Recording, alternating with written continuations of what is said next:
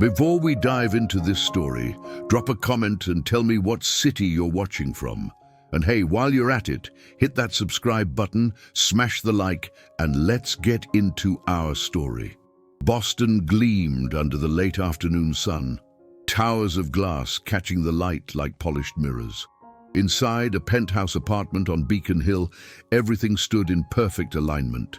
Books arranged by height and color, cushions positioned at exact angles, not a single item out of place. This was Richard Morrison's domain, and chaos had no invitation here. 3 years had passed since the accident that shattered his world, taking his wife in a moment that redefined everything he understood about control. He'd learned the hard way that life could rip away everything you loved without warning. So he'd built safeguards. Routines became religion. Order became oxygen. Every detail of his existence, especially concerning his 5-year-old daughter Lily, followed a carefully mapped blueprint. Spontaneity was the enemy. Surprises were threats. Structure was survival. Richard worked as an architect, designing buildings that defied gravity through precise calculation. But his most important project wasn't made of steel and concrete. It was keeping the fragments of his broken family from scattering further. When Lily needed academic support before kindergarten, he approached it like any other project. He drafted specifications for the ideal tutor. Experienced, no-nonsense, traditional methodology, discipline over creativity, results over feelings. Someone who'd follow his curriculum without deviation or discussion. He submitted his requirements to the agency with absolute clarity, then waited for exactly what he'd ordered. The doorbell chimed at precisely 4 o'clock. Punctuality at least was promising. Richard straightened his tie, despite being home, took a measured breath, and opened the door. What stood before him bore zero resemblance to his carefully constructed expectations. Grace Sullivan was everything he hadn't requested. She wore a sundress covered in wildflowers, canvas sneakers, and carried a backpack instead of a briefcase. Her hair fell in loose waves past her shoulders, and her smile radiated the kind of warmth that made him instantly suspicious. She looked young, casual, completely unprofessional. Nothing about her screamed, serious educator. "Hi there," she said, extending her hand with easy confidence. "You must be Richard. I'm Grace Sullivan. So sorry I'm a couple minutes late. Took the wrong train and had to backtrack. But I'm here now and really excited to meet Lily." Richard's jaw tightened. "I think there's been a mistake. You're not the person I hired." Grace blinked, then laughed like he'd told a joke only she understood. "Really? Because I'm pretty sure I just got this job. The agency sent me your address this morning." Her calm assurance only amplified his irritation. Before he could respond, a small voice interrupted from behind him. "Will you play with me?" Richard turned to find Lily peeking around the doorframe, eyes wide with curiosity. When Grace's face lit up, Lily stepped fully into view, tilting her head with interest.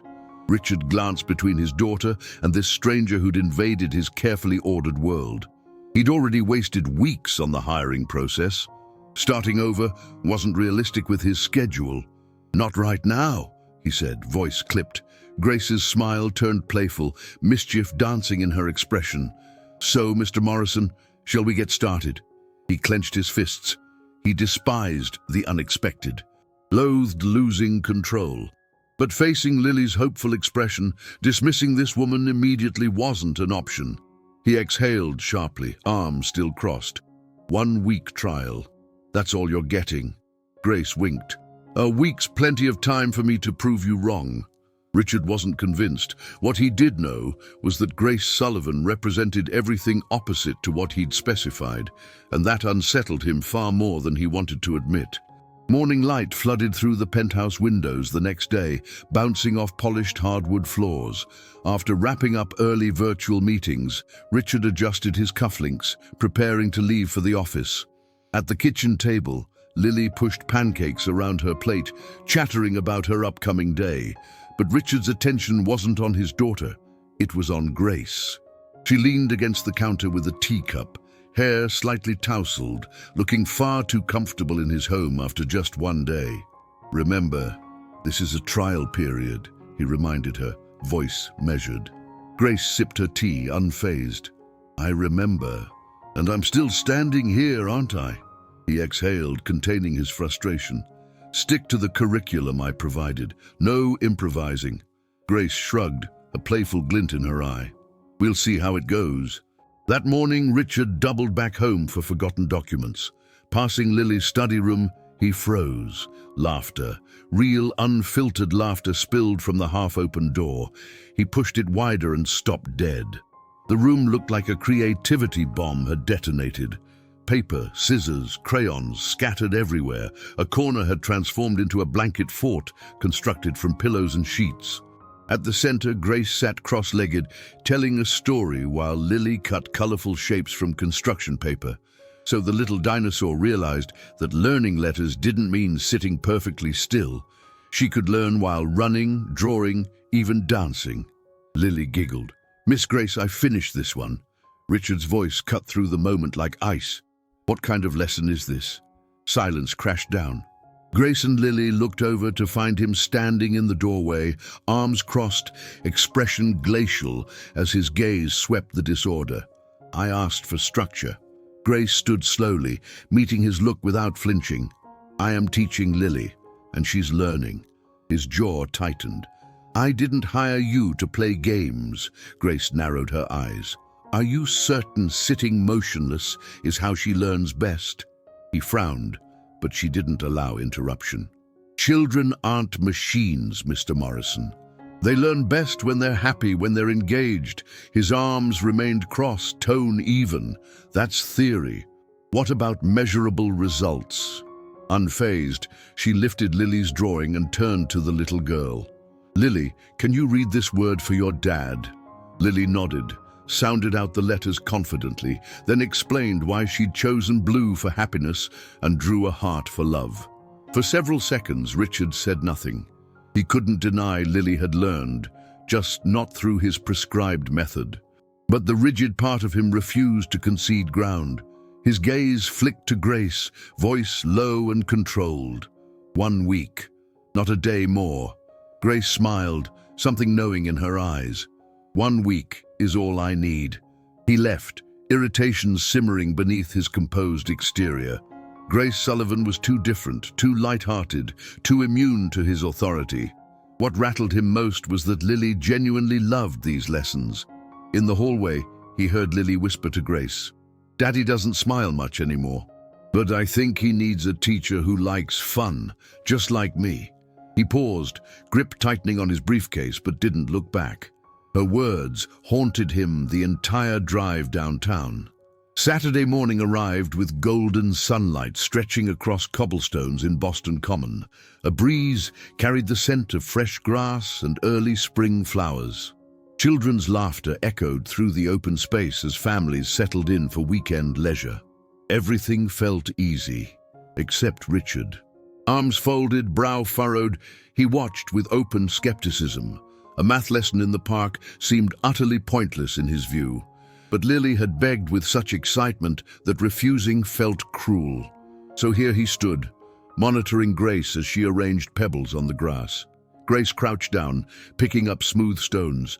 "Today we're learning math in a special way." Lily's eyes sparkled with anticipation. "How, Miss Grace?" Grace smiled, lining up 3 pebbles, then adding 2 more.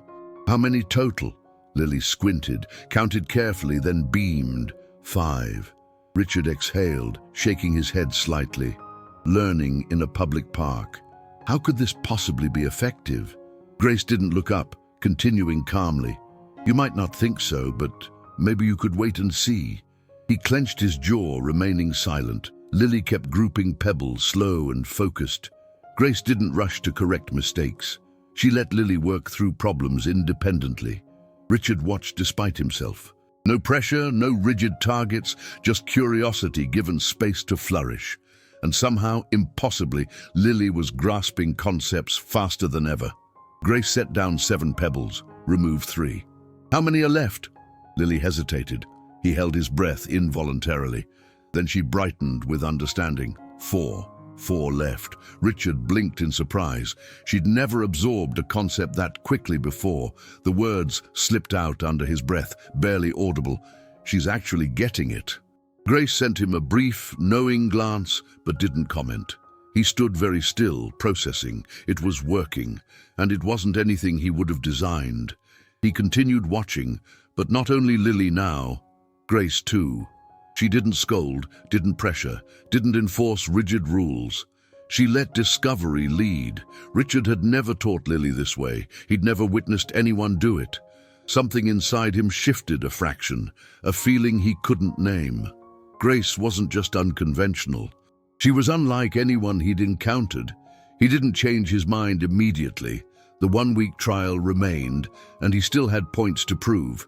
But he left the park with slower steps, questions tugging at him. Had he been too rigid with Lily all this time? Was there a better approach he'd been blind to? The thoughts unsettled a man who prized absolute certainty. But Grace Sullivan made him question everything he'd built, and that rattled him more than anything else. The city lights carved patterns across the glass later that night, sketching long gold and silver streaks through his quiet office. Richard sat at his desk, fingers hovering over the keyboard. He hadn't typed a single word. Numbers and charts filled his screen, but his mind was elsewhere. Since the park, something gnawed at him, an uneasy sense of slipping control.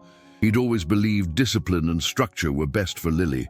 Yet in recent days, he couldn't ignore the obvious truth. She was happier than she'd been in years. It's temporary, he insisted to himself.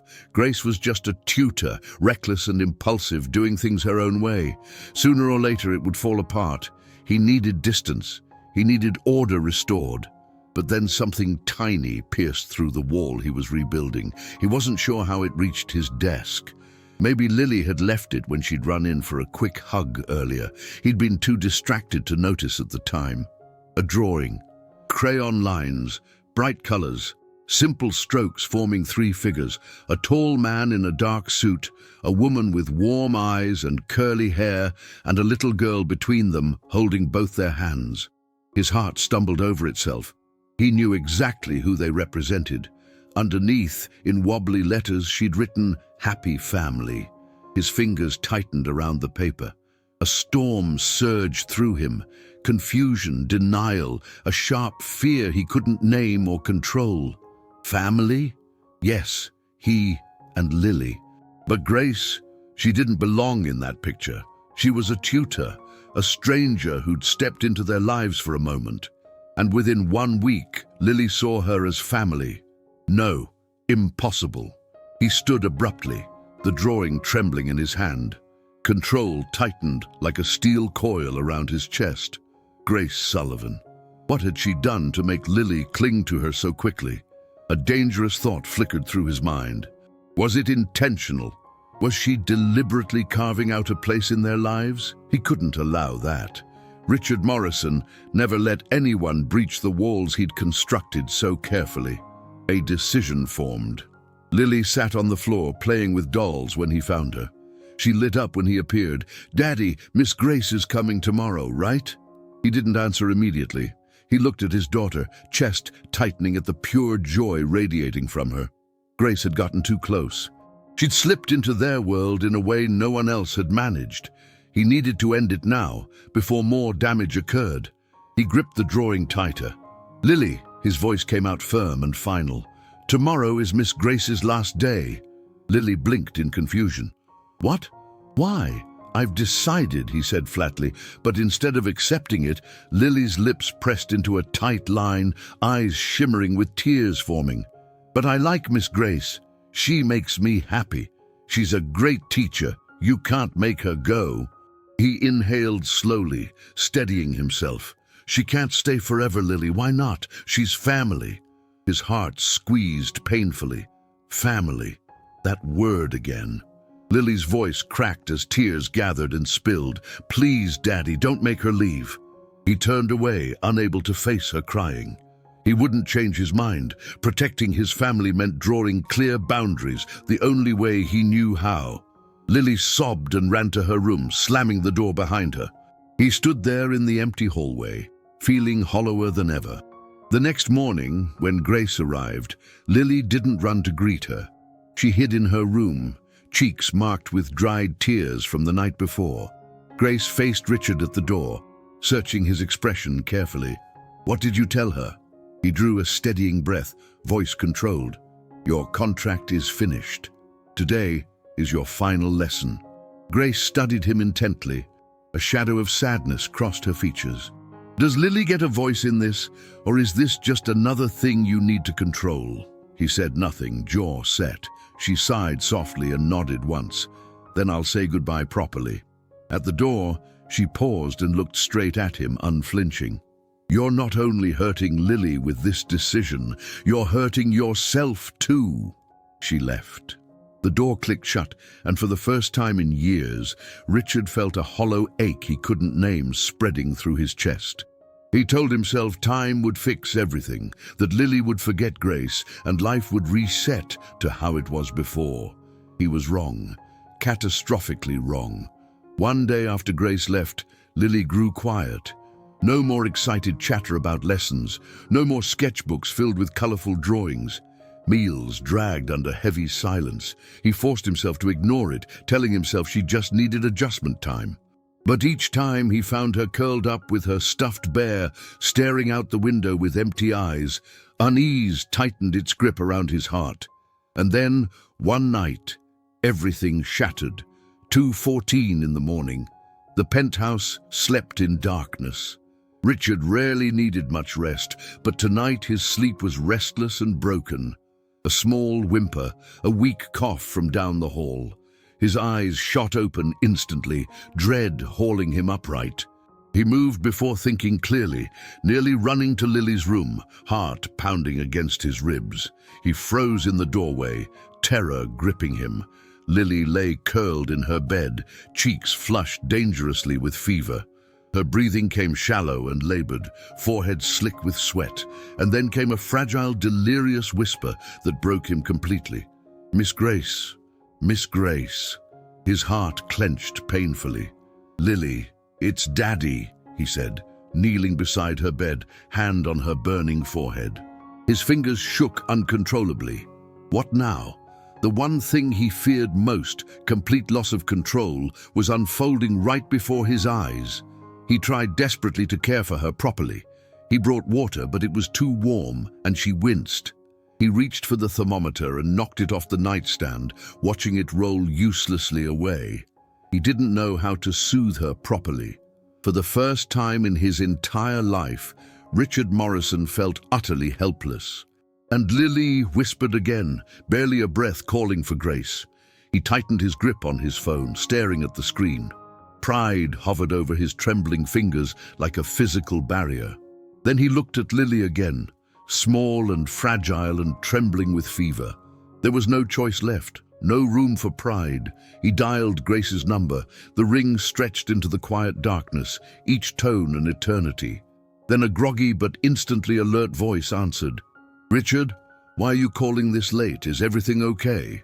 He inhaled shakily. When he spoke, his voice came out rough and broken. "Lily has a fever, a bad one. She keeps calling for you." A heartbeat of loaded silence stretched between them. Then a creak, the rustle of sheets, movement. "I'm coming." No hesitation in her voice, no questions about what he'd said or done, just immediate response. He realized he'd been waiting to hear those exact words more than anything. 15 minutes later, Grace rushed through his door, oversized sweater, sweatpants, hair sleep-tousled and wild. He couldn't recall anyone entering his carefully controlled world with such urgency, such clean sincerity and purpose. She didn't spare him a single glance. All her attention went immediately to Lily. She knelt by the bed, hand gently touching Lily's forehead, worry etched deep in her features. "Lily, I'm here, sweetheart. I'm here now."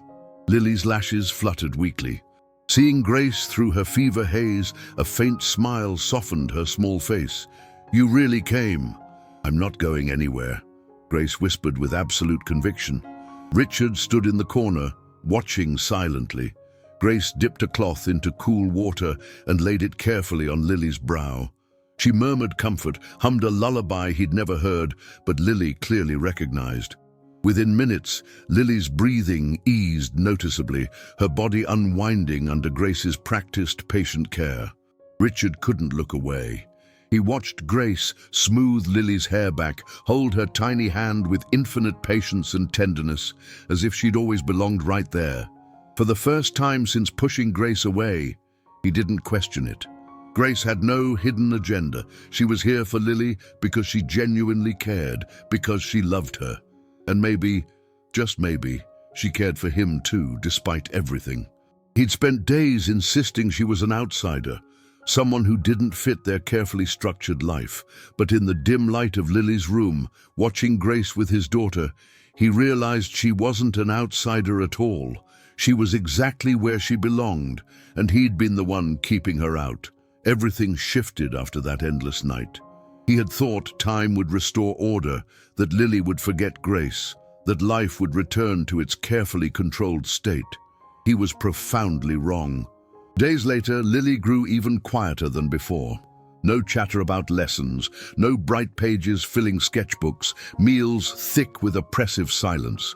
He ignored it at first, told himself firmly she just needed more time, but every time he found her sitting with her bear, staring blankly out the window, a slow, heavy weight settled deeper in his chest. Restlessness consumed him. He didn't like the empty spot on the couch where Grace used to sit. Didn't like the silence filling the apartment like a suffocating blanket. Didn't like how Lily's laughter had dulled to something small and fragile. Most of all, he hated feeling the emptiness himself, the hollow ache he couldn't ignore. Richard wasn't skilled with emotions. He didn't even know how to name the thing clawing desperately at him from inside. So he did what he always did when overwhelmed, drowned himself in work, buried himself in blueprints and calculations. But even numbers couldn't drown out the truth anymore. His thumb hovered repeatedly over Grace's name in his contacts, typing messages he immediately deleted, starting calls he ended before they connected.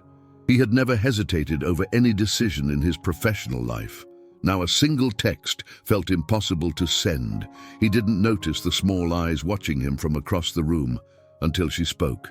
Soft footfalls on hardwood floors. He looked up from his laptop.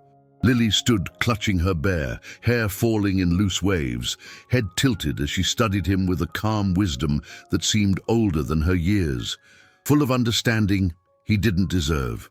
"Daddy, do you love Miss Grace?" The question landed like a stone dropped into still water, rippling through everything he believed about himself and his carefully constructed defenses. He froze completely. No words came. His mind went blank. Lily waited patiently, as if she knew he needed to face this truth eventually. Love. He'd never let himself seriously consider it, or rather, he'd spent all this time actively refusing to acknowledge it. Grace was just a tutor, a stranger who'd stepped temporarily into their lives. Was that truly all she was? He remembered vividly how Grace made Lily laugh with genuine joy, taught with endless patience, filled the home with something he hadn't known was missing. And the way he'd changed because of her presence. Fear gripped him now. Richard Morrison had never feared anything in his professional life. But standing in the quiet apartment, with his daughter's innocent question hanging in the air, fear was all he felt. Fear of opening his heart again, fear of trusting someone completely, then being abandoned. Fear that if he let Grace fully in, she could walk away like others had before. Like the woman he'd once loved who left without looking back, stolen by fate. He'd convinced himself after the accident that he needed no one else, that he and Lily were enough, a complete unit. But Grace had slipped into their lives like water through cracks in stone, and now that she was gone, the emptiness echoed unbearably. He looked at Lily, still waiting for his answer. She deserved honesty. He tightened his grip on his phone and breathed deeply. He knew what he had to do now. He couldn't let fear control him anymore, couldn't hurt Lily with his stubbornness or deny himself what he truly wanted. He sat down, pulled Lily close against him, voice low but steady with newfound resolve. "Lily, I think I really need to talk to Miss Grace. and his daughter, wise beyond her years, simply smiled. The following morning arrived with Richard carrying a decision he'd made in the darkness. Or at least, that's what he told himself. Grace would stay. Not because he wanted it personally, but because Lily needed it. Practical, rational, nothing more complicated than that. He descended the stairs to find Grace already in his kitchen, preparing pancakes while Lily helped mix batter, perched on a step stool, completely absorbed in her task. "Morning," Grace said without turning, voice neutral and measured. "Coffee's ready if you want some." Richard poured himself a cup in silence. He observed them together. The easy way Grace moved through his kitchen as if she'd always belonged there. It bothered him and comforted him simultaneously, creating an uncomfortable contradiction he didn't know how to process. "I've decided you can continue working here," he said finally, voice formal and controlled, "but with certain conditions." Grace turned slowly, leaning back against the counter, waiting for him to elaborate. "I want weekly progress reports on Lily. I want to know exactly what's being taught each day. And I need you to respect at least the basic structure I've established." Grace tilted her head slightly, evaluating his terms. "I can do the reports. I can keep you informed about everything we're doing. But the structure," she paused deliberately, "needs flexibility built in. Otherwise, nothing I do will work properly." He was about to argue the point when Lily suddenly shouted with excitement, "Daddy, look!" I flipped the pancake all by myself without dropping it. And when he saw the pure pride radiating from his daughter's face, the words died in his throat before forming. "All right," he conceded. "More for Lily than for Grace. We'll try it your way." Grace smiled genuinely, not triumphantly, just warmly. "Thank you for trusting me with this." But he wasn't trusting her, not really. He was simply permitting an experiment. At least that's what he kept telling himself. The following weeks became the strangest of Richard's entire life. Because for the first time in 3 long years, his house no longer felt like a silent mausoleum where memories gathered dust. There was music floating through rooms. There was laughter echoing off walls. There was life breathing in spaces that had felt dead. Grace arrived every morning at 9 sharp, punctual, he noticed with approval, always carrying that seemingly endless energy that felt impossible to contain or predict. She transformed absolutely everything into learning opportunities. A grocery store trip became math class, counting produce and calculating change. A walk through the park became science, observing insects and identifying plant species. A rainy afternoon became art experiments, mixing watercolors and exploring how colors blended. And Lily flourished under this approach. That was the only word Richard could find. Flourished, like a plant finally receiving sunlight after too long in shadow. She talked more freely, laughed more often, asked questions constantly, created endlessly, and Richard didn't know how to feel about any of it. Because yes, he wanted Lily happy. Of course he did. But this happiness came directly from Grace. And Grace was temporary. Tutors didn't stay forever in people's lives. And when she eventually left, what then?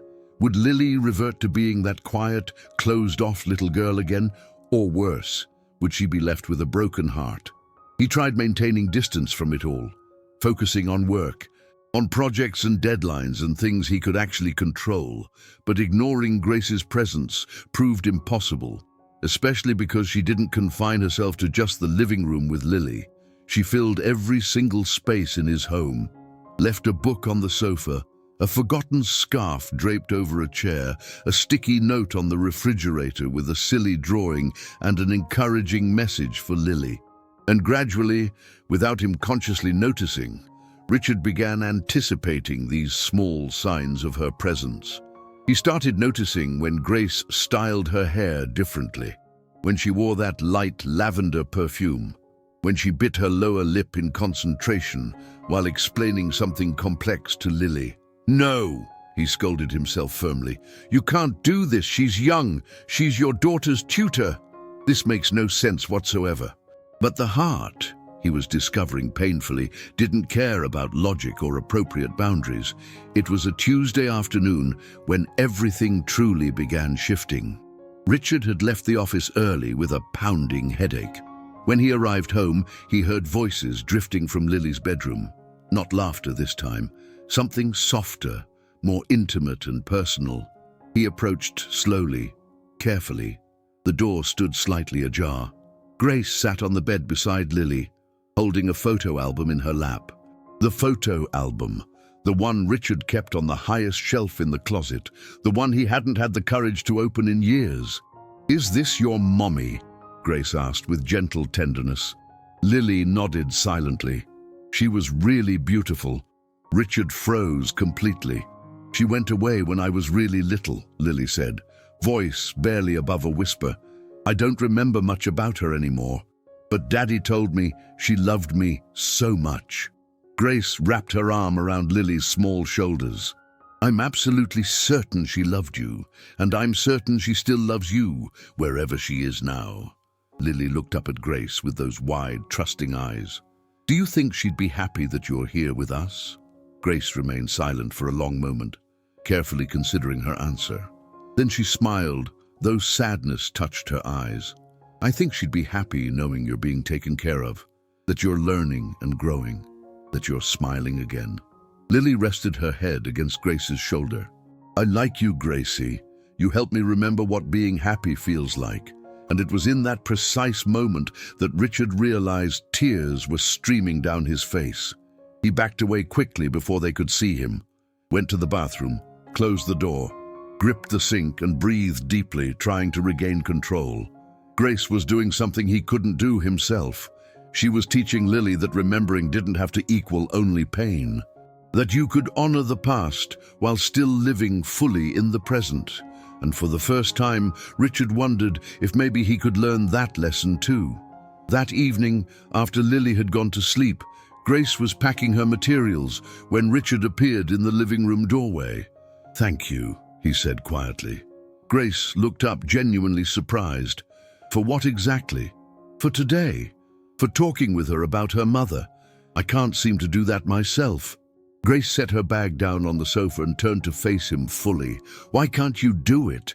"Because it hurts too much still," he admitted. She took several steps closer to him. Her voice softened considerably. "Richard, you're not protecting Lily by hiding the pain. You're teaching her to hide hers too, and children shouldn't have to carry silences that heavy." He looked at her then, really looked, at those brown eyes holding so much understanding without judgment, at her posture that invited conversation rather than demanding it, at the way she seemed to see straight through his carefully constructed walls. "How do you do this?" he asked, voice rough with emotion. "Do what? Walk into people's lives and make them want to become better versions of themselves?" Grace smiled gently, almost shyly. "I don't do anything special. I just believe everyone deserves to be truly seen, really seen, including you." Those words hit him like a physical blow to the chest. Because it had been so long since anyone had seen him, not the successful architect, not the father desperately trying to maintain control, but him, Richard, the man who was tired and scared and lost. He took a step backward. The proximity suddenly felt overwhelming. "Good night, Grace," he said, voice strained. Grace nodded with understanding. "Good night, Richard." But after she left, he stood there for a long time in the empty room, because something fundamental had changed between them. It wasn't just Lily growing attached to Grace anymore, it was him too. And that was dangerous, extremely dangerous. The days that followed grew increasingly strange. Richard began avoiding Grace whenever possible, left earlier for the office, came home later in the evenings, left notes instead of speaking directly, but it didn't help at all, because even when she wasn't physically present, he thought about her constantly, about the things she said, about the way she laughed, about how she saw beauty and possibility in absolutely everything. Lily noticed her father's distance immediately. "Daddy, don't you like Gracie?" she asked one evening during dinner. "Of course I like her." He responded far too quickly. Why would you ask that? Because you act weird whenever she's around now. He had no good answer for that observation, so he changed the subject entirely.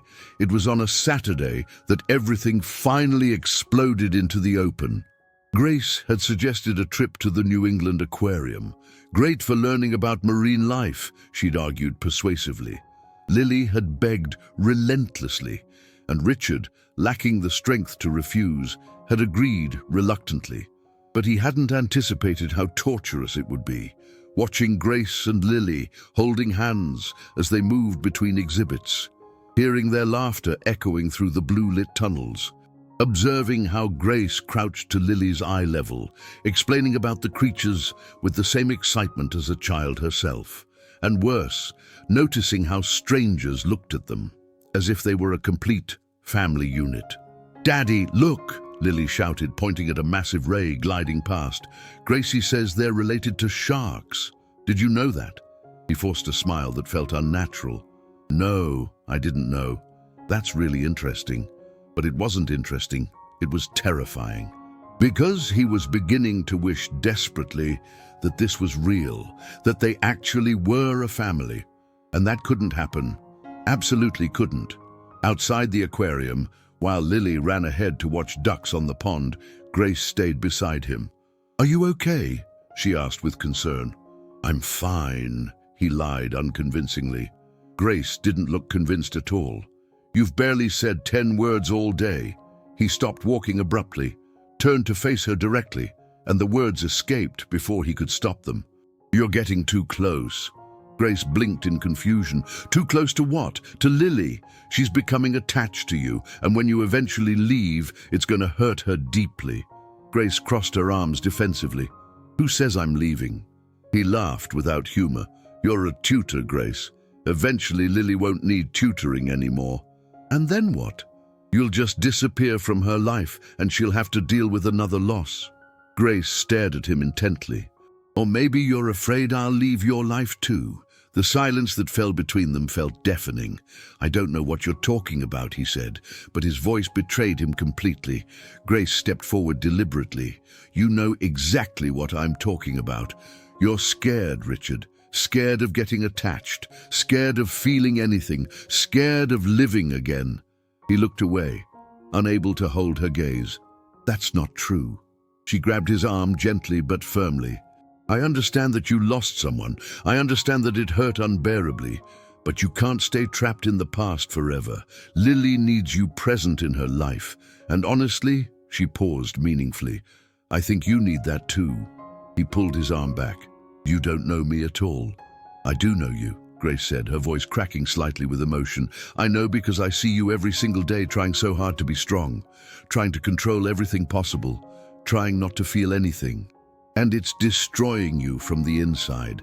"Daddy!" Lily called from a distance. "Come see the baby ducks." Grace wiped discreetly at a tear threatening to fall. "Think about what I said." Then she walked toward Lily, leaving Richard standing there alone with his heart pounding and his mind in complete chaos. Because she was absolutely right. He was terrified, paralyzed with fear, because for the first time in 3 years, he wanted something beyond mere survival. He wanted to actually live. And Grace made him want that. She and that smile and that way of seeing the world and that capacity to make everything feel possible. But wanting wasn't enough, because wanting meant risking everything, and risking meant potentially losing again, and he wasn't certain he could survive another loss. That night, after putting Lily to bed, Richard sat alone in the darkened living room, only city lights filtering through the windows. He picked up his phone, scrolled through contacts until he found Grace's name, typed a message, deleted it, typed another, deleted that too. He didn't know what to say, didn't know how to fix this, didn't know if he wanted to fix it or maintain safe distance, until a message arrived from her. "Sorry if I was harsh today, but you needed to hear it. Lily loves you, and she deserves to have all of you, not just the pieces you think are safe to show. Good night." He read the message 3 times slowly. And then, for the first time in years, he responded with complete honesty. You're right, and that terrifies me. Grace didn't respond immediately, but when her reply came, it was simple and direct. Being afraid is human. Letting fear control you is a choice. You decide, Richard. Good night. He held the phone against his chest and realized he stood at the edge of a cliff, a decision point. Continue hiding behind his carefully constructed walls, or take one step forward into the unknown. For himself, for Lily, for Grace, but mostly for the man he used to be and wanted to become again. Monday morning arrived with newfound determination. He didn't know exactly what he planned to do, but he knew he couldn't continue like this anymore. He came downstairs to find Grace already there, preparing breakfast with Lily. "Good morning," he said, voice softer than it had been in days. "Good morning," Grace responded, and there was a cautious smile on her lips. Lily ran to hug him tightly. "Daddy, today Gracie's going to teach me about planets. She said I can pick one for a special project. Which one should I choose?" He crouched to her eye level. "How about Jupiter? It's the largest in our solar system. Or Saturn, because of those amazing rings." Lily considered carefully. "I'll pick Saturn, because it's beautiful and different." Grace looked at him over her coffee cup, and there was something new in her eyes. Hope, perhaps. "Can we talk?" Richard asked. "After Lily's lesson?" Grace nodded slowly. Of course. The day dragged endlessly. He tried working but couldn't concentrate on anything because for the first time he was going to do something he hadn't done in years. He was going to be honest about what he felt, about what he wanted, about his fears. When the lesson ended and Lily went to play in her room, Grace remained in the living room. She didn't ask questions, just waited patiently.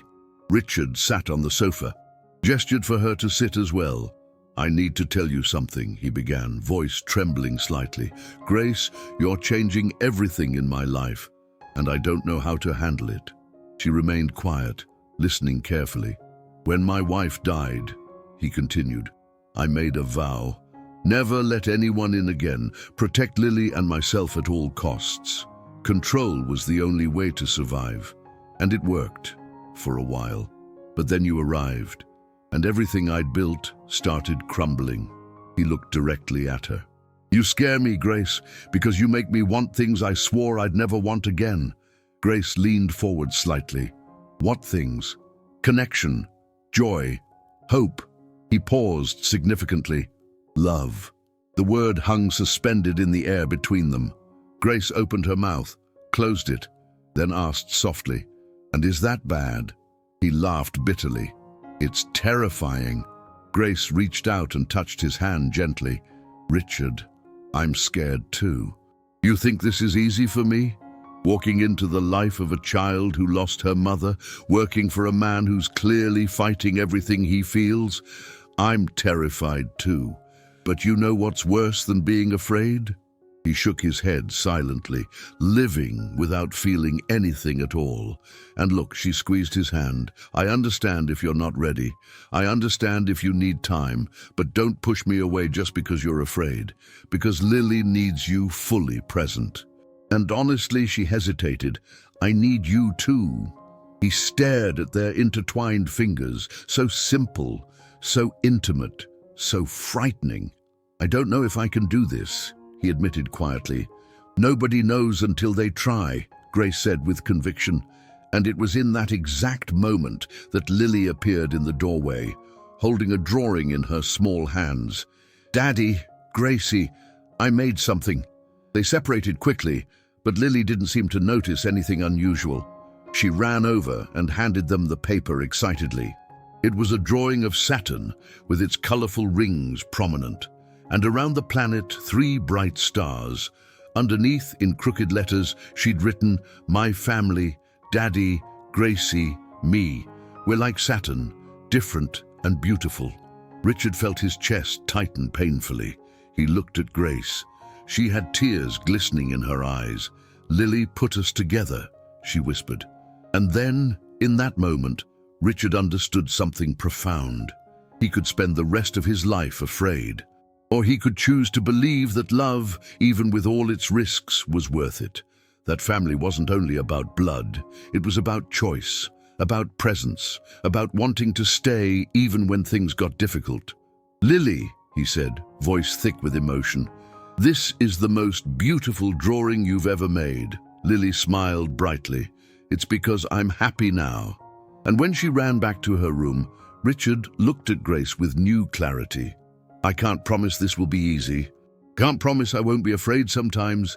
But he took a deep breath. "I promise to try." Grace smiled, and that smile illuminated everything around them. "That's all I need from you. But life never makes things simple." Because the next morning when Richard woke and went downstairs, he found something that made his blood run cold. Grace was there in the kitchen, but she wasn't alone. There was a woman with her he'd never seen before, and they were talking in low, serious tones. When Grace saw Richard, the smile from yesterday vanished completely. "Richard," she said carefully, "I need to tell you something important." He felt his stomach drop. "What?" Grace took a deep breath. "I received an offer. A private school in New York City. They want me to coordinate their entire early childhood education program. It's an incredible opportunity, and they need an answer by the end of this week." Richard's world stopped spinning. New York. That meant Grace would leave. Everything he'd just admitted, everything he was beginning to feel, would disappear, and the only thing he could manage to say was this: "When were you planning to tell me?" Grace looked at him steadily. "Now. I'm telling you right now." But it was too late.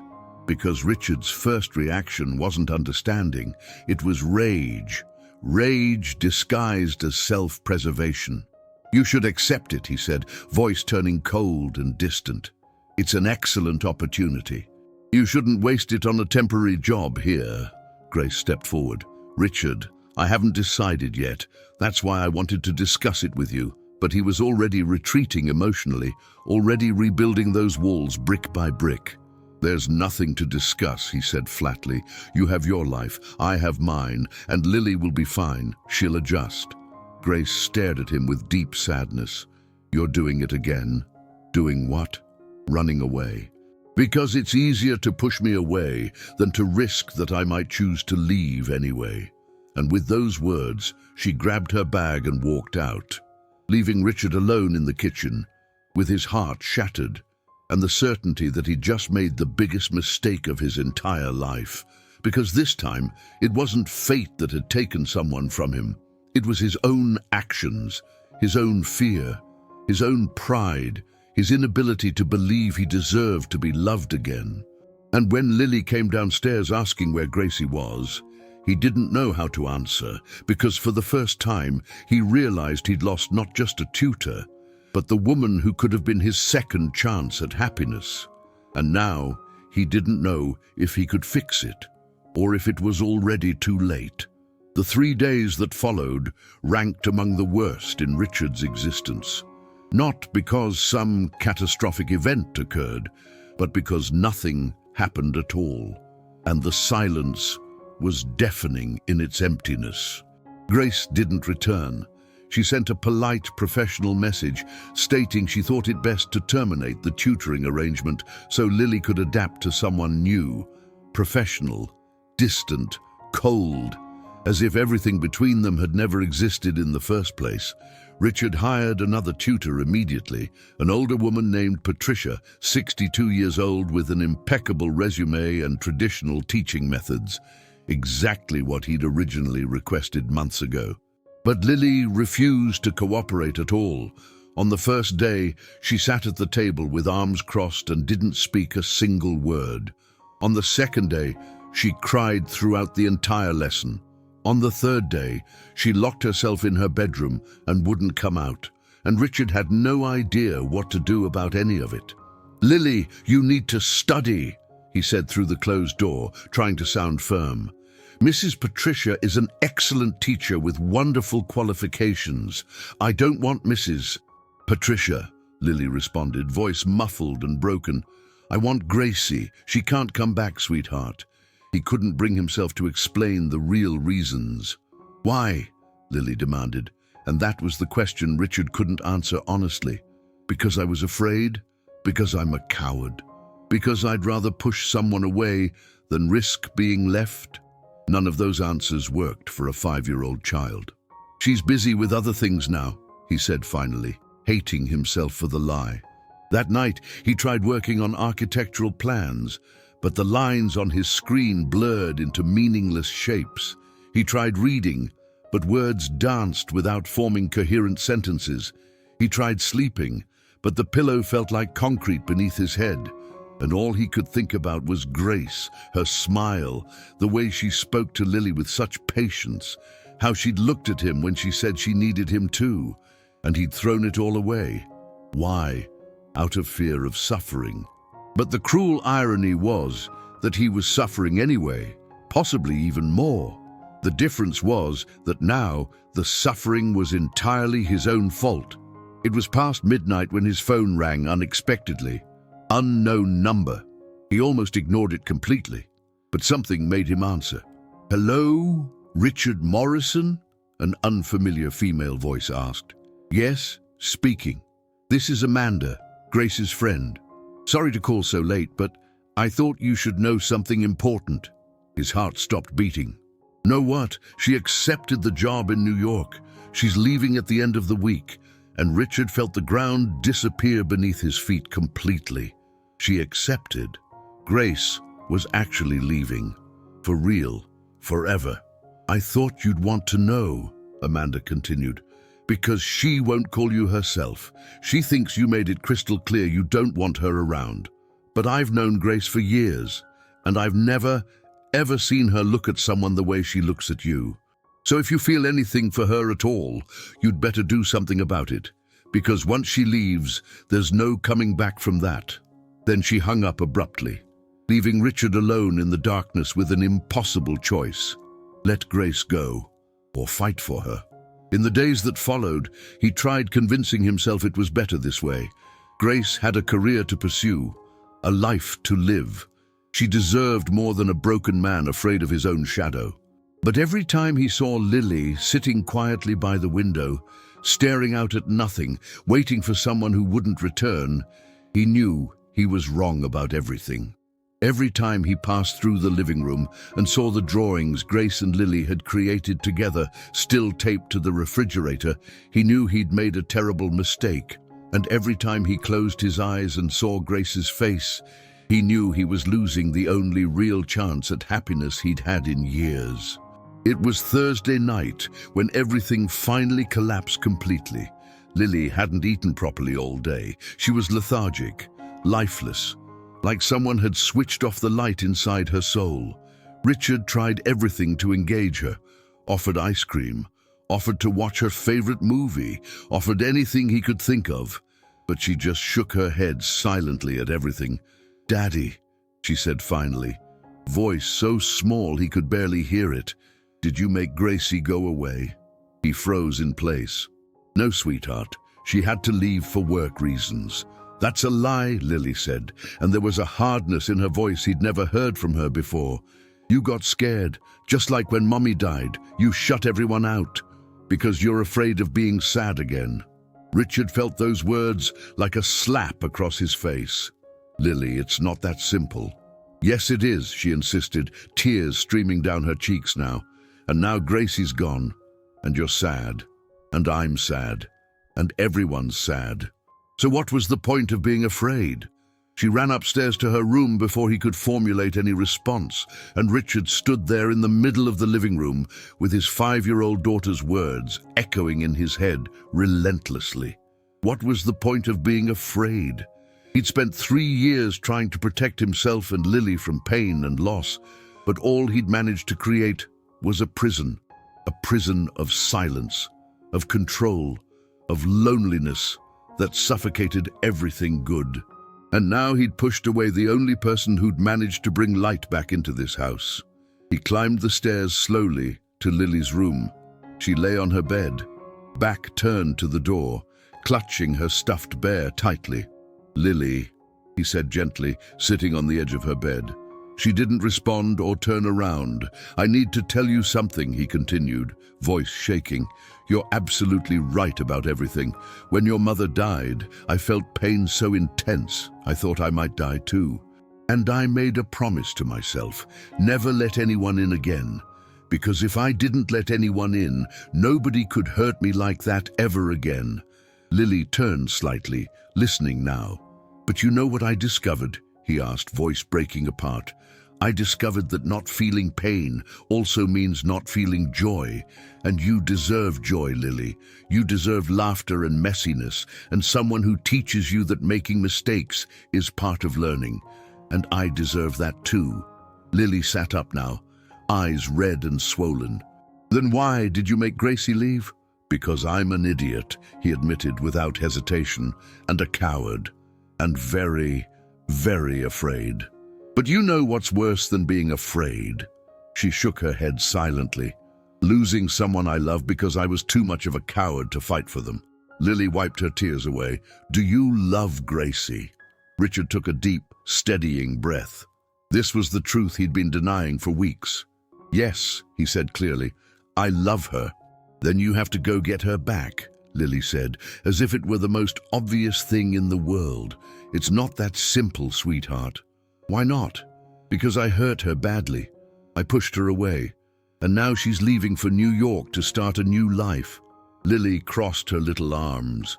"Like in the movies we watch, when someone's leaving, the other person has to chase after them, has to tell them they love them. And then they stay together." He smiled, despite the tears forming. "Life isn't a movie, Lily." "But it should be," she said firmly. "Because in movies, people who love each other end up together. And I want you and Gracie to be together. Because I love both of you, and we could be a real family." Richard pulled Lily into a tight embrace. And in that moment, he knew exactly what he needed to do. It might not work. Grace might refuse to listen, might say it was too late, but he had to try anyway. Not just for Lily, not just for Grace, but for himself. Because for the first time in 3 years, he wanted to fight for something, wanted to take a risk, wanted to live instead of just surviving. "Tomorrow morning," he told Lily, voice steady with new resolve, "I'm going to do something. I don't know if it'll work, but I'm going to try my absolute best." Lily smiled for the first time in days. "You're going to get Gracie back? I'm going to try everything I can." She squeezed his hand tightly. "It'll work, Daddy, because love always works out in the end." He kissed her forehead gently. "When did you get so wise?" "I learned from Gracie," she said simply. "She told me we have to believe in good things, even when it's really hard." And Richard realized that Grace hadn't just taught Lily about letters and numbers and science. She'd taught her about hope, about courage, about love being worth the risk. And now it was his turn to learn those lessons himself. That night, sleep was impossible. He lay awake, planning what he'd say, how he'd say it. He rehearsed 1,000 different versions in his mind. They all felt inadequate and insufficient. How do you apologize for pushing someone away? How do you admit you were wrong? How do you confess that fear almost destroyed the best thing that ever happened to you? But when the sun began rising, painting the sky in shades of pink and gold, he knew the exact words didn't matter. What mattered was the truth, simple and unvarnished. And the truth was this: he loved Grace Sullivan, and he was going to fight for her, even if she said no, even if it was too late, even if he had to get on his knees and beg. Because Lily was right about everything. Love was always worth fighting for. By 7 in the morning, he was dressed and ready. Button-down shirt, dress pants, but no tie. This wasn't a business meeting. This was his life, his future, his heart. Lily appeared in the kitchen already dressed as well. "Where do you think you're going?" he asked, though he already knew the answer. "With you," she stated matter-of-factly. "You're going to need backup support. You're 5 years old," he reminded her gently. She climbed onto a chair to make herself taller. "And I know Gracie loves me, so if she won't listen to you, she'll listen to me." Richard shook his head in amazement. "When did you grow up so much?" "Last night." she said seriously. When I realized that sometimes grown-ups need children to teach them how to be brave. He took her small hand in his. Let's go then. Let's go find our family. Grace's apartment was across town in a renovated brick building with external fire escapes. Richard parked and stared up at the third floor. She lived in 3C. He knew because he'd memorized the address from her employment contract weeks ago. He looked at Lily. Are you ready? She nodded firmly. Are you? He breathed deeply. No. But I'm doing it anyway. They climbed the stairs together. Each step felt heavier than the last, because with each one, reality came closer. What if Grace refused to listen? What if she'd already moved on? What if he'd destroyed everything beyond repair? But Lily's hand in his kept him moving forward. When they reached apartment 3C, he stopped, looked at the number on the door, at the small handwritten nameplate reading G. Sullivan. And then, before he could overthink it anymore, he knocked firmly. Silence. He knocked again, harder this time. Nothing at all. Lily looked up at him with worry. She's not home. Maybe she's still sleeping, he said, though panic was rising in his chest. What if she'd already left? He knocked much harder now. Grace! Grace, it's me! Richard! I know you probably don't want to see me. I know you must be angry, but please, please give me 5 minutes. Just 5 minutes. Lily joined in. Gracie, it's Lily. We brought something for you. Silence stretched endlessly. And then finally, footsteps. Slow, hesitant, approaching the door. The door opened partially, and there stood Grace, in pajamas, hair messy from sleep, eyes swollen like she'd been crying all night. And even so, she was the most beautiful thing Richard had ever seen. Grace looked at him, then at Lily, then tried closing the door again. But Richard placed his hand against it, stopping her. Please, he said desperately, just 5 minutes. That's all I'm asking. She hesitated visibly, then with a tired sigh opened the door fully. Come in, but make it quick. I have packing to finish. Richard and Lily entered her small apartment. It was cozy and welcoming, full of books everywhere, plants on every surface, photos covering the walls, completely Grace in every detail. She leaned against the kitchen counter, arms crossed defensively. 5 minutes. Start talking. Richard looked at Lily. She nodded encouragingly, giving him strength. And then he began, voice shaking but determined. I came to apologize for everything, for pushing you away, for not fighting for you when I should have, for letting fear control every decision I made. Grace said nothing, just waited, expression unreadable. When my wife died, he continued, I built walls around my heart. Walls so high I thought nothing could ever hurt me again. But you know what I discovered? The same walls that protected me from pain also kept out everything good in life. And then you showed up, and you started tearing those walls down, piece by piece. And I was absolutely terrified. Grace looked away, but he saw the tear that escaped down her cheek. I didn't expect to fall in love with you, he said, and his voice cracked completely. It wasn't in my plans, wasn't in my carefully organized schedule, but it happened anyway. And when you told me about New York, I panicked completely, because it was easier to push you away first than risk you choosing to leave anyway. Grace wiped at her tears roughly. And now? Why are you here now? Because I realized something crucial, Richard said, taking a step closer. I realized that no matter how hard I try to protect myself, no matter how many walls I build, I already love you. And loving you from a distance, loving you in silence, loving you without the courage to fight for it, hurts just as much as losing you would. So I'd rather take the risk. I'd rather be brave. I'd rather tell you the truth. Grace looked at him, eyes overflowing with tears now. And what's the truth? That I love you, he said simply and directly. That Lily loves you. That you transformed our house into a home. That you taught us how to live again instead of just existing. And if you go to New York, I'll understand completely. But before you leave, I needed you to know this. You're not just Lily's tutor. You're the woman I want in my life, forever. If you'll let me try. Grace covered her mouth with her hand, sobbing now. And Lily, who'd been quiet until this moment, ran forward and hugged Grace's legs tightly. Please don't go, Gracie, she pleaded. I need you. Daddy needs you. And we can be a family. A real family together. Grace knelt down, scooping Lily into her arms, and looked at Richard over the child's head with tears streaming. You two are impossible, she said, but she was smiling through the tears. You know that. Richard took another step forward. Impossible not to love. Grace laughed. A wet, emotional laugh, impossible to resist. He extended his hand toward her. Then, don't resist. Stay. Not for me, not for Lily, but because you want to, because you choose this. Grace looked at his outstretched hand, then at Lily in her arms, then at the half-packed boxes scattered across her floor. And Richard saw the exact moment she made her decision. I'm going to need to call that school in New York, she said slowly, and tell them I won't be accepting their position after all. Richard's heart nearly exploded with relief. You're staying? Grace set Lily down gently and took a step toward him. Only if you promise me something first. Anything you want. Promise you won't be afraid anymore.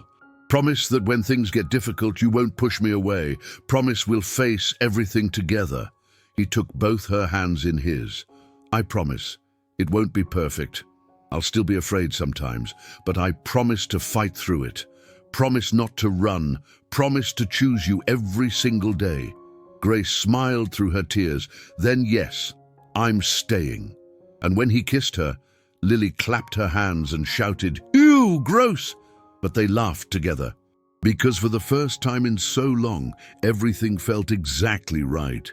And then came the question he hadn't anticipated. Lily tugged on his sleeve insistently. Daddy. He looked down. Yes, sweetheart. Now does Gracie move in with us? Richard and Grace looked at each other and laughed. I don't know, he said carefully. That's a conversation for adults to have. Lily crossed her arms. But I'm part of this family, so I should get a vote. Grace crouched to her level. You're absolutely right. You are part of this family. So what do you think should happen? Lily thought about it seriously. I think Gracie should live with us, because families live together, and we're a family now, right? Grace looked up at Richard questioningly, and he looked back. And in that look, there was a promise, a future, a choice being made. Yes, Richard said, taking Grace's hand. We're a family now. And you know something funny about love? You don't notice when it arrives. It infiltrates slowly. In small moments, in shared laughter, in held hands, in drawings stuck to refrigerators. And when you least expect it, it's already there, rooted deeply, unshakable, permanent. And Richard Morrison, the man who'd sworn never to love again, discovered that the heart doesn't obey vows or logic. The heart simply loves, and when you allow it, when you permit it, when you choose to be brave enough, love transforms absolutely everything. But would it really be that simple? Could they actually build a family together? Or were there still obstacles waiting ahead? Time would tell. But for now, in this moment, with Grace's hand in his and Lily smiling between them, Richard knew one thing with absolute certainty. He was done running from love, done hiding behind fear, done letting the past dictate his future. From now on, he was choosing courage, choosing hope, choosing them. And that made all the difference. 6 months had passed since that morning at Grace's apartment. The penthouse looked different now, not in any physical way. The walls remained the same color, furniture stayed in identical positions, but something fundamental had shifted in the atmosphere. Life. Genuine, breathing life filled every corner. Laughter floated from the kitchen where Grace prepared French toast with Lily, both singing off-key to a song they'd invented about dragons who loved solving equations. The refrigerator door was plastered with new artwork, not just from Lily anymore. Grace had added her own attempts at drawing, and surprisingly, even Richard had contributed a few sketches, terribly executed but created with love. Plants Grace had brought filled every sunny windowsill, thriving under her care. Her books mingled with his on the shelves, creating new combinations. And for the first time in years, this place felt like an actual home instead of a museum preserving memories. Richard stood in the living room doorway, coffee in hand, watching the two most important women in his life. There were still moments when he needed to pinch himself to believe this was real, that Grace had chosen to stay, that they were actually building something together, that he'd found the courage to let her in. It hadn't been flawless, of course not. There had been adjustments to navigate, discussions about personal space and boundaries, conversations about how to raise Lily properly. Grace wanted freedom and creativity in everything. Richard still struggled with his need for some semblance of control and structure. But the crucial difference now was that they talked through everything. They didn't run from conflict. They didn't build defensive walls. They faced challenges as a team, working through them together. "Daddy," Lily called from the kitchen. "Gracie let me crack the eggs by myself and I didn't drop a single one on the floor." He walked over to find Grace, wearing an apron dusted with flour and Lily with chocolate smeared across her nose like war paint. "You two are a complete disaster," he said, but he was grinning widely. Grace turned, eyes sparkling with mischief. "But we're a happy disaster." She stepped closer on her tiptoes and kissed him softly. Lily made an exaggerated face of disgust. "You guys do that all the time now. It's so gross." Richard laughed, genuinely. "Get used to it, kiddo. This is how it's going to be for a very long time." "How long?" Lily asked with childlike curiosity. "Forever," Grace answered, looking directly at Richard. "If I have any say in it." And in that moment, something inside him settled completely. That constant fear, that nagging voice insisting everything was temporary, that happiness never lasted, that he'd lose again. It still existed somewhere in the background, but it was quieter now, easier to ignore. Because he was learning daily that love wasn't about guarantees or certainties. It was about choice, making the choice to stay, to commit, to love every single day without fail. And he chose Grace, always would. But life had a peculiar habit of testing the promises people make to themselves and each other, and that test arrived on a Thursday afternoon without warning. Richard was at his office downtown when his phone rang. The school's number appeared on the screen. "Mr. Morrison," the principal said, "I need you to come pick up Lily immediately. She's not feeling well at all." Panic hit him instantly. That old familiar terror. What kind of not well? She's running a fever, and she's been asking for her mother. The world stopped spinning completely. Mother? Lily didn't have a mother, not anymore. And for just 1 second, only one brief second, Richard felt those old walls wanting to rise again. Felt that voice saying, "See, you can't control anything. You can lose everything at any moment without warning." But then he took a breath, a deep, steadying breath, and remembered his promise to Grace, to himself, to Lily. Don't run. Don't panic alone. Face everything together as a family. He called Grace immediately. She answered on the first ring. "Richard, what's wrong? I can hear it in your voice. Lily's sick at school. They called me to pick her up. She's asking for her mother." There was a pause, but only briefly. Then Grace's voice came through, steady and calm and certain. "I'm going. Can you get away from work?" "Yes, I'll meet you there in 20 minutes. 20 minutes later, they arrived at the school simultaneously. Lily was in the nurse's office, small and pale, with a cool compress on her forehead, looking fragile and vulnerable. When she saw Grace walking through the door, she immediately reached out with both arms. "Mommy," and Grace froze completely in place. Richard did too, because that word, that single powerful word Lily had never used for Grace before, that word carrying so much weight, so much meaning, so much responsibility. Grace looked at Richard with tears already forming, asking silently with her eyes, "Is this okay? Is this right? Can I?" Richard nodded slowly but with complete certainty, without any hesitation. And Grace rushed to Lily, scooping her into her arms, holding her tight against her chest. "I'm here, sweetheart. I'm here now, and I'm not going anywhere." The principal watched them with visible confusion. "I'm sorry, but according to our records, you're not listed as—" "She's her mother," Richard interrupted firmly, voice leaving no room for argument. "In every way that matters, she is." In the car driving home, Lily slept in the back seat, fever already breaking thanks to children's medication. Grace sat quietly in the passenger seat, staring out the window without speaking. Richard reached over and took her hand gently. "Are you okay?" She wiped away a tear that had escaped. "She called me Mom. I know she did." Grace turned to face him fully. "What if I'm not ready for this? What if I mess everything up? What if I'm not good enough for her?" He stopped at a red light, looked at her intently. "Grace, you've already been her mother for months, since the very first day you saw her, since the first drawing you made together, since the first time you made her laugh. You've always been this. You just needed the title to make it official." More tears fell freely now. "I'm so scared of letting you both down somehow." "Welcome to the club," he said with a slight smile. "I'm terrified every single day. But you know what I learned from you? That we don't need to be perfect parents. We just need to be present, consistently present."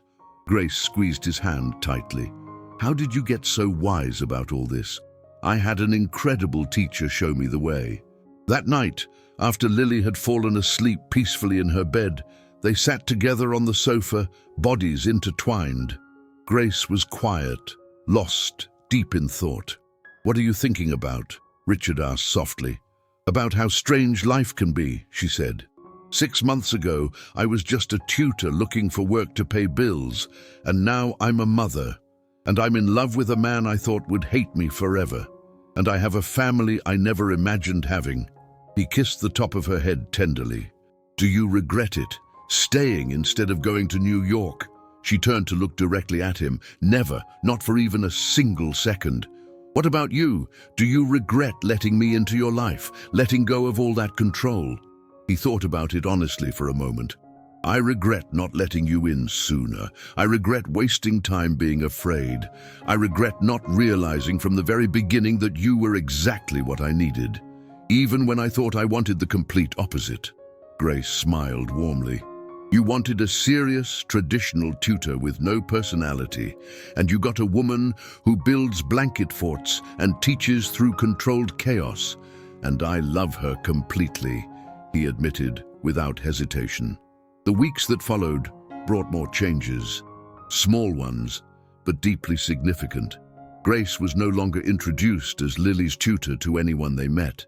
She was introduced as family, as Richard's partner, as Lily's mother, in every meaningful sense.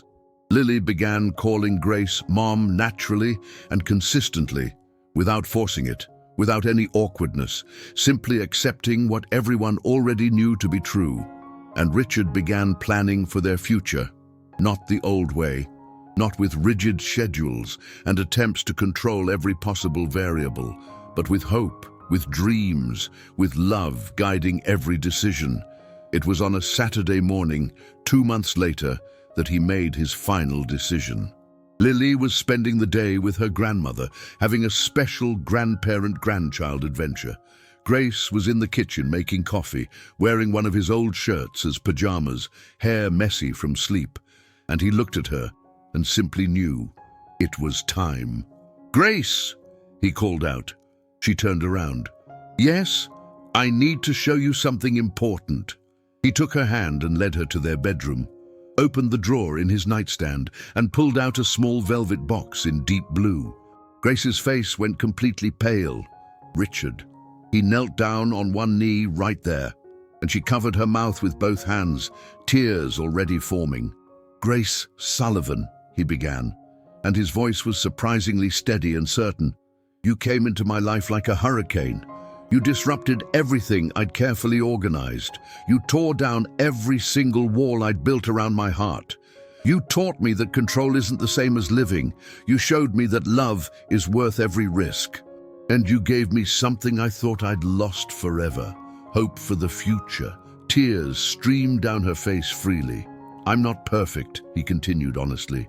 "I'm still going to have days when fear speaks louder than anything else. I'm still going to want to control things I can't possibly control. But I promise you this, every single day, I will choose you. I will choose us. I will choose this family we've built together. Grace, will you marry me?"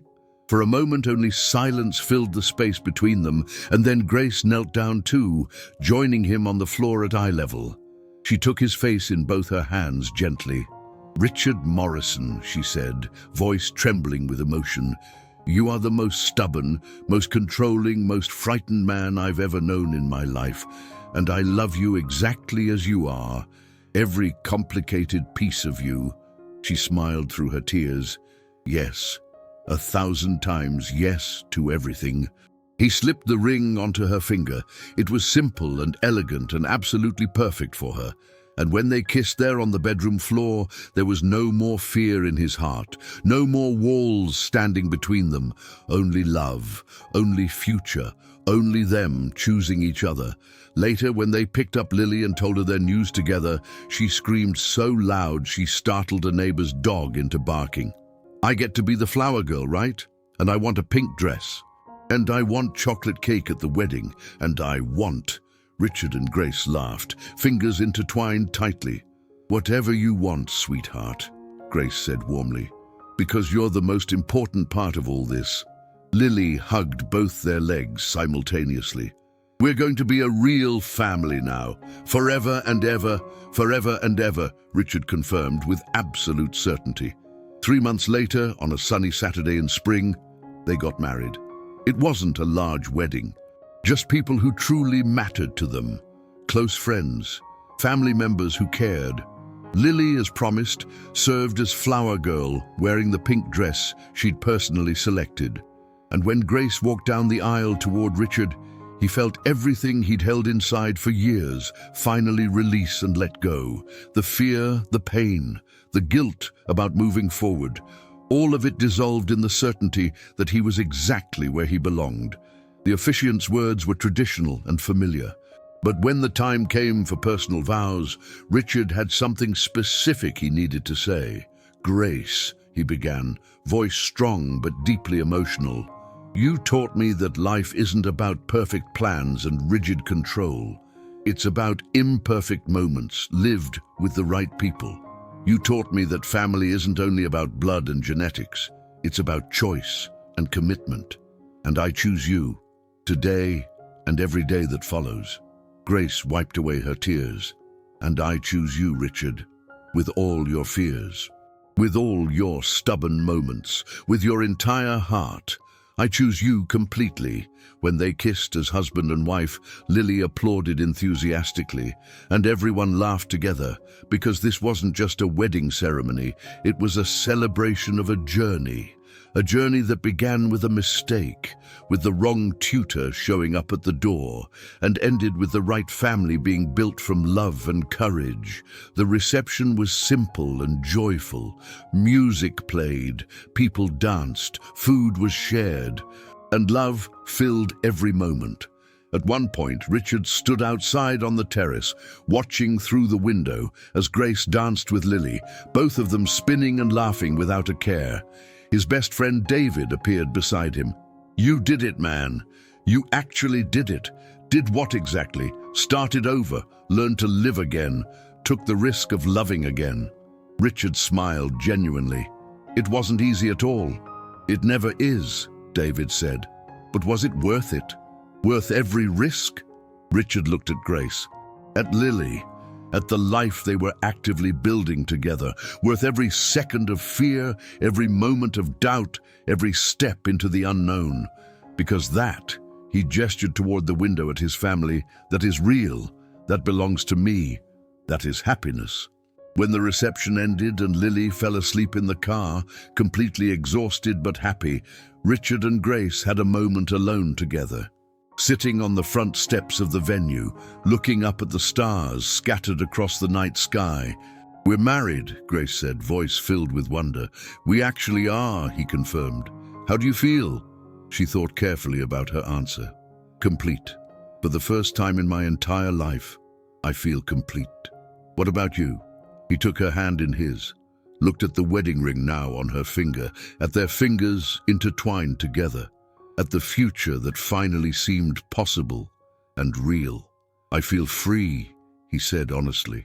Free from my past, free from fear, free to love without barriers or walls. Grace rested her head on his shoulder. You know what's funny about all this? What? If the agency had sent the right tutor that day, absolutely none of this would have happened. He laughed. Then thank God for the agency's mistakes. They sat there in comfortable silence, just existing together. And Richard realized that this was the fundamental difference in his life now. Before, silence meant loneliness, emptiness, fear of what could go wrong. Now, silence meant peace, companionship, love expressed without needing words.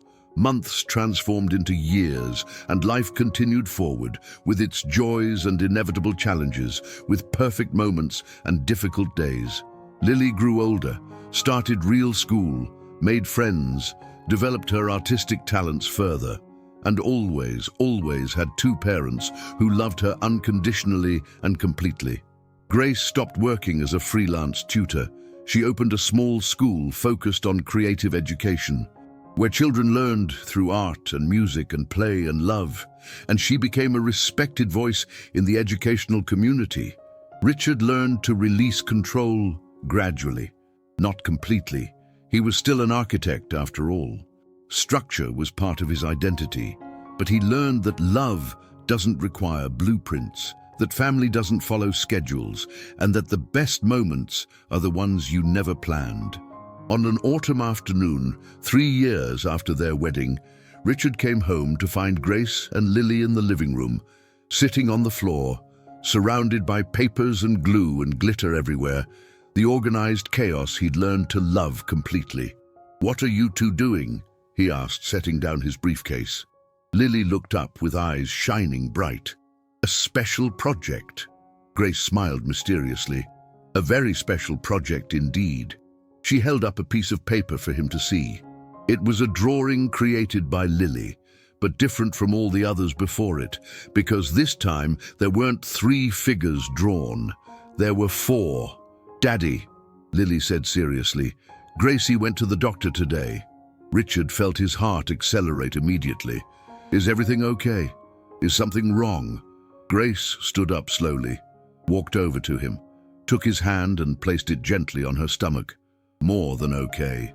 Much more. I'm pregnant." The world stopped completely, then restarted, brighter, fuller, more real than ever before. "You're," he started, unable to finish the sentence.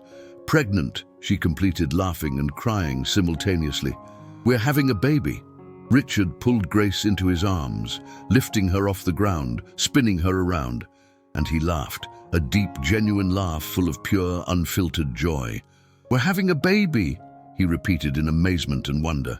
"We're actually having a baby," Grace confirmed. Lily tugged on his pants leg. "I'm going to be a big sister finally." He picked her up too, holding both his girls in his arms, embracing his entire world, and realized he was complete. Not because there were no more problems, not because everything was perfect, but because he had love, he had family, he had purpose and meaning. That night, after Lily had fallen asleep, Richard and Grace lay together in their bed, only the city lights filtering through the window. He held her face gently in his hands.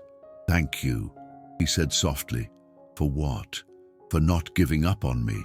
For tearing down my walls, for teaching me how to live again instead of just surviving." Grace smiled tenderly. "You would have figured it out eventually on your own." He shook his head firmly. "No, without you, I'd still be trapped. Trapped in the past, trapped in fear, trapped in the illusion that control equals safety." She kissed him gently. "And now I know the truth. That safety doesn't come from control. It comes from love, from having people you choose every single day, from building something real, even when it's scary." Grace rested her forehead against his. "I love you, Richard Morrison. I love you, Grace Morrison." And that night, holding each other in the darkness, with the moon streaming through the window and their future unfolding ahead of them, Richard finally understood completely. Happiness isn't a destination you reach. It's not something you achieve and hold on to forever. It's a choice, daily, constant, courageous. It's waking up and deciding to love. It's facing fears together. It's building a life brick by brick, moment by moment, choice by choice. And he had chosen. Not safety or control or loneliness disguised as self-protection. He had chosen love. With all its risks, with all its uncertainties, with all its terrifying, beautiful vulnerability. And it was worth it. Every single second. 8 months later, on a summer morning, Richard held his newborn daughter in his arms for the first time. Sophie. Tiny, perfect, with her mother's eyes and his nose. Lily stood beside him, enchanted, touching her baby sister's tiny fingers with infinite gentleness. Grace lay in the hospital bed, exhausted but radiant and glowing. And looking at this scene, Richard Morrison, the man who'd sworn never to love again, who'd built impenetrable walls around his heart, who'd chosen control over life, realized something profound. He wasn't that man anymore. That man had died the moment Grace walked through his door, and in his place was born someone new, someone who loved without fear, who lived without rigid control, who believed in second chances and new beginnings. And when Lily asked softly, "Daddy, why are you crying?" he didn't deny it or hide it. "I'm crying, sweetheart. These are happy tears." What are happy tears? They're tears that come when you realize life is more beautiful than you ever imagined it could be. And that sometimes the best gifts come wrapped in surprises you never asked for. Lily thought about that carefully. Like Gracie was. Exactly like Gracie, he confirmed, looking at his wife with complete love. Like the family we built. Like the love we chose. Grace reached out her hand. He took it. And there, in that hospital room with his 2 daughters and the woman who'd transformed his entire existence, Richard knew without doubt. He was home. Not in the penthouse in Boston. Not in any physical location. But in the hearts of the people he loved. And that, he finally understood completely, was everything. Was enough. Was more than enough. Was everything he'd ever needed. So what about you? Could you have the courage to love again after being so afraid? Drop a comment and tell me what city you're watching from and what you thought of this story. Hit that like button, subscribe to the channel, and share this with someone who needs to hear this message. Because ultimately, we all deserve a fresh start. We all deserve to choose love over fear. We all deserve a second chance at happiness. Thanks for being here with me on this journey. See you in the next story. Until then, remember this. Happiness isn't about having a perfect life. It's about having the courage to live the life you have with the people you love. Sending love your way, and see you next time.